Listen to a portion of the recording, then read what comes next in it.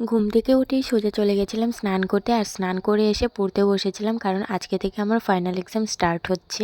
আর স্নান করে পড়তে বসলে মনে হয় সময়টা একটু বেশি পাওয়া যায়। আর আমার এক্সাম ছিল দুপুর 1:30 থেকে, তাই 12:30টার মধ্যে আমি খাওয়া দাওয়া কমপ্লিট করে রেডি হয়ে ইউনিভার্সিটি চলে আসি। আর এক্সাম দিয়ে বের হয়েছি বিকেল 4:30টাতে। দেন সেখান থেকে চলে এসেছি বিশালে। আর আমার সঙ্গে আছে আমার মাসির জ্যাকেট কেনার ছিল, তাই বিশালে চলে এলাম।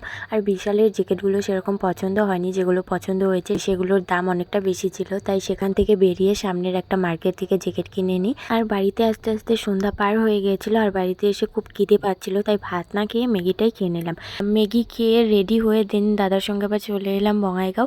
আর সেখানে এসে প্রথমে আমার সেলাই মেশিনটা ঠিক করতে দিলাম, তারপর গেছিলাম মার জন্য একটা চাদর কিনতে। আর মাকে বলেছি আমার জন্য একটা উলের সোয়েটার বানিয়ে দিতে, তাই সেই সোয়েটারটা বানানোর জন্য উল সুতা কিনে বাড়ি চলে আসি। আর আজকের মিনি ব্লগটা এই পর্যন্তই, দেখা হচ্ছে নেক্সট মিনি ব্লগে। Okay bye. আর ভিডিওটি ভালো লাগলে প্লিজ একটা লাইক করে দিও আর চ্যানেলটি সাবস্ক্রাইব করে নিও।